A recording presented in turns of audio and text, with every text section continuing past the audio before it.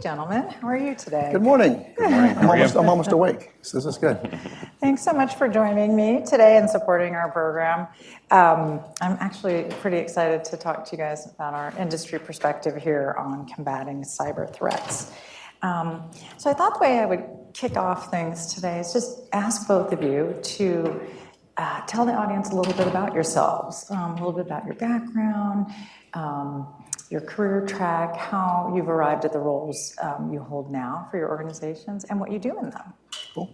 After you. Okay. First. Hi, everybody. Sean Frazier. I work for Duo Security. We're now part of Cisco. I legally have to say that. I started my journey at a little company called Netscape. You guys hear of Netscape? Back in the 90s, kind of sort of almost invented the internet. For me, it's almost been part of my DNA with regards to, getting people online and doing things for better or worse. And obviously we heard Brett Murphy talk about some of the hard aspects of being online. I actually followed Ben and Mark when they left Netscape to a company called LoudCloud, where we were actually talking about cloud back in 1999, 98. You remember who was talking about cloud in 98, 99? Almost nobody. So I have again, part of kind of what I believe that's really forcing us to change our conversations is really the change in the way we compute and the way users access data. So I'm happy to be here and happy to talk about this stuff. Great. That's cool. That's good background. So Travis Ruebelmann, and like I said when we kicked off the meeting, I'm a principal solutions architect with Cloudera Government Solutions, who's a wholly owned subsidiary of actually Cloudera. Kind of my background is I've roughly about 15, 20 years now at this point working within the U.S. The U.S. federal market space for several different vendors, reaching back to Cisco prior to Cloudera, and then before that with Sun Microsystems. My background has predominantly been more technical focused around distributed data processing systems and storage.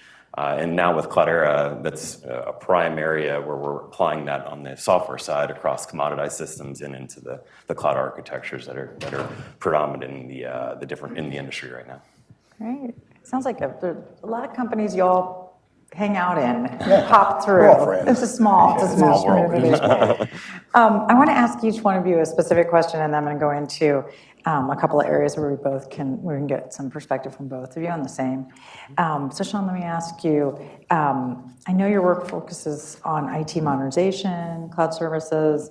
Can you talk a little bit about Duo Security, your own modernization efforts, and what you've been doing to enhance your network security, and how perhaps that might help government agencies learn from what you guys are already doing for yourselves? Sure. So I wrote this thing a couple of years ago about how IT modernization is a journey or a road trip, and don't forget to pack your security. One of the things we tend to do is we tend to move very quickly, and I've seen this, it's not as much about technology as it is about culture, and we tend to move very quickly to deploy stuff, get stuff out there. We did that when the internet came out. We did that when cloud came out. We did that when mobile came out. We just kind of ran forth and put stuff onto the network, and then kind of forgot about security. And then we kind of come to after the fact and say, oh, this thing's not very secure, and it's getting hacked, and we put passwords in the cloud, and we save things in clear text. Oh, we probably shouldn't have done that. So I think part of the IT modernization journey is just making sure that the security pieces are built in. So that's kind of one of the things that we focus on at Duo is the basic hygiene. So you think of security as on the front end and the back end. The front end, it's like if you have a cold. You prevent colds by washing your hands, by taking vitamins, by working out, having good health regimen. If you get a cold, then you do stuff on the back end to do that. Well, in security, we've always kind of treated it as on the back end. We don't do the hygiene stuff. We don't wash our hands. We don't take medicine. We don't take vitamins. We don't work out. But we do a lot of ibuprofen, and that's kind of what we do in security. Is we're always out there finding things after the fact and doing stuff. So I think part of what we think about is the basic things like multi-factor authentication and end-to-end encryption, and a robust software patching and updating system. All these things that are hygienic, we should be doing, and that really should kind of bubble it up into modernization. I love that medical analogy because truly, I think that's how medicine progressed as well, where we weren't aware of what caused viruses, what caused a cold, but once you figured it out.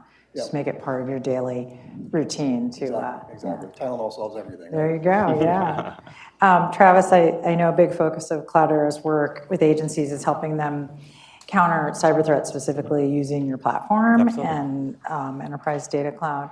So can you talk a little bit about the work you're doing on this front and how I guess how agencies are learning to prepare to protect against cyber threats. Absolutely. No, I think one of the core areas that we've seen over the last few years is the explosion of devices on the network, and effectively what that causes is a pretty broad surface area to protect and also detect the different anomalies and different types of threats that are occurring on the network today.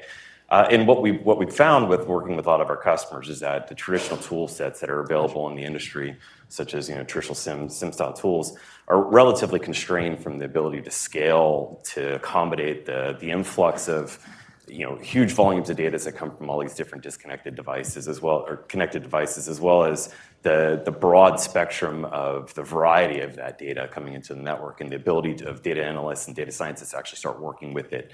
It takes a lot of time to do that. So what we've done at Cloudera is really focused on providing a platform that's based upon our core capability.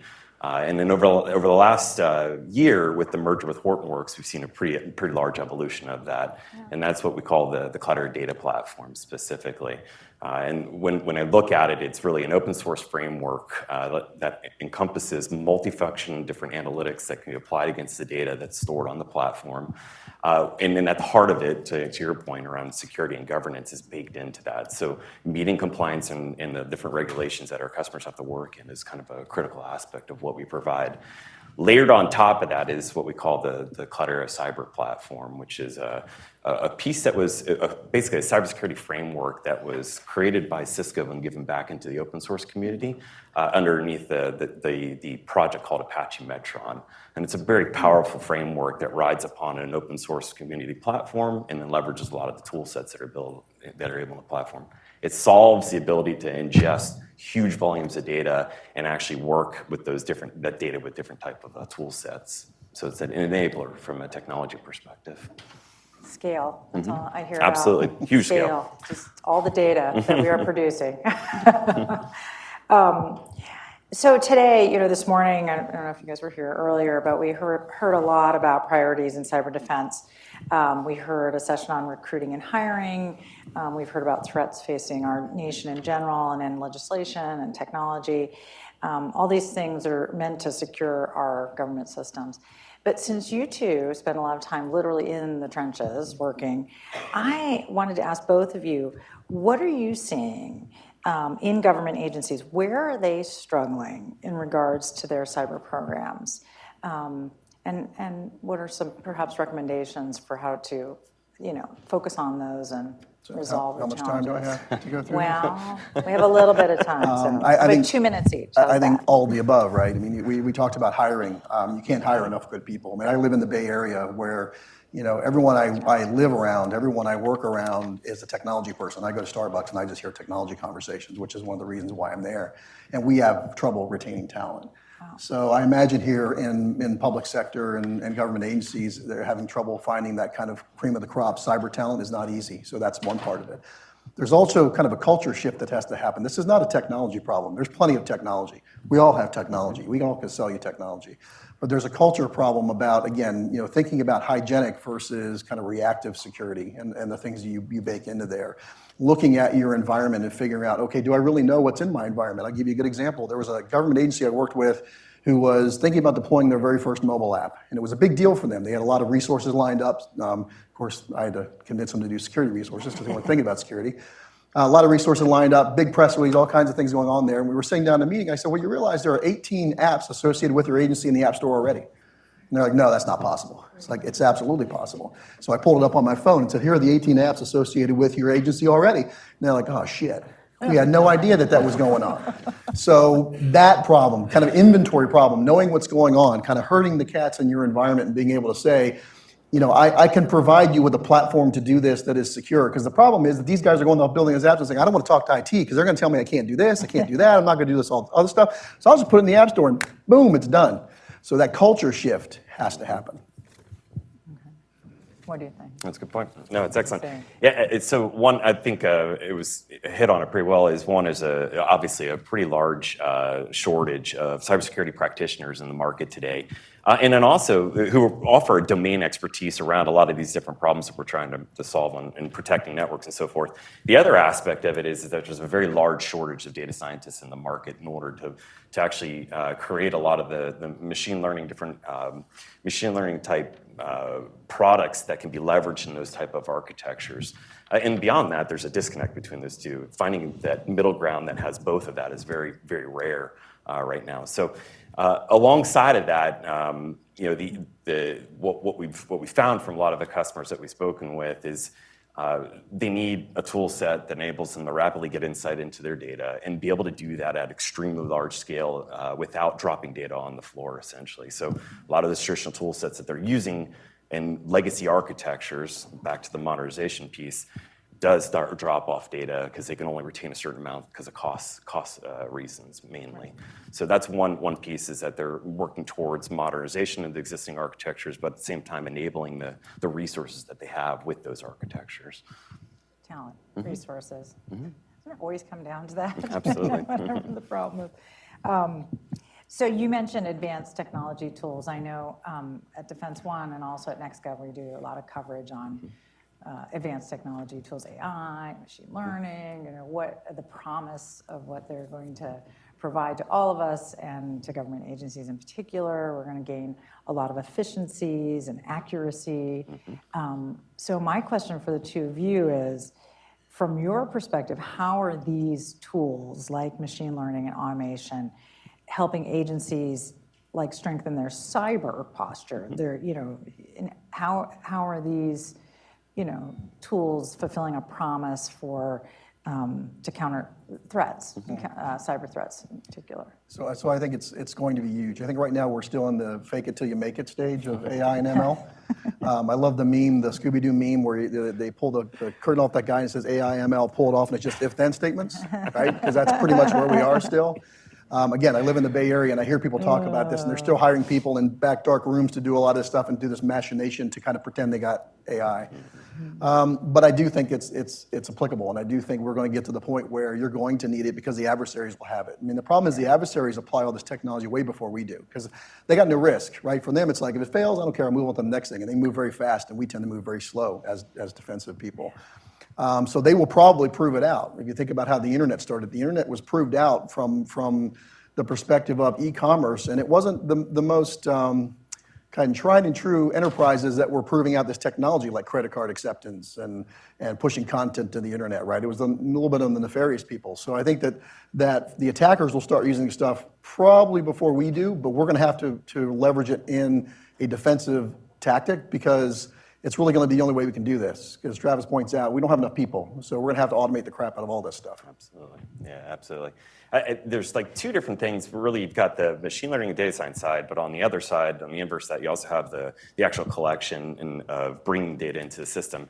And those two can actually work hand in hand with one another in order to push out some of the actual detection of different things that are occurring in the network all the way to the edge to rapidly kind of detect those happen and then allow the SOC analysts to actually react to them quicker and shut down those threats. The enabler to that is being able to bring in large corpuses of data and then actually train the machine learning models on a platform that's capable of doing that, and then turn around and take those models and apply them on the edge. And that's something that we've been focusing on as a company to enable that type of architecture through the things such as like the Cloudera data flow capability, which is based on Apache NiFi, if you've heard of that, which is basically a very easy, simple way to bring data into the platform, drag and drop kind of capability. But on the same of that, on the other inverse side, the thing that we've been working on is Cloudera Data Science Workbench, which gives a collaborative data science environment to develop these type things against a secured and governed platform where the data is not moved locally, and you can allow the data scientists to work with it and train the models, push it out on the edge.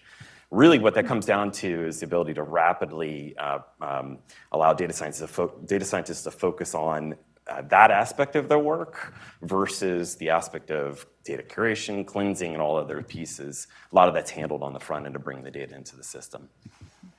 Yeah, if you look at jobs, again, kind of looking back at the Bay Area, look at the number of jobs that are open in Silicon Valley.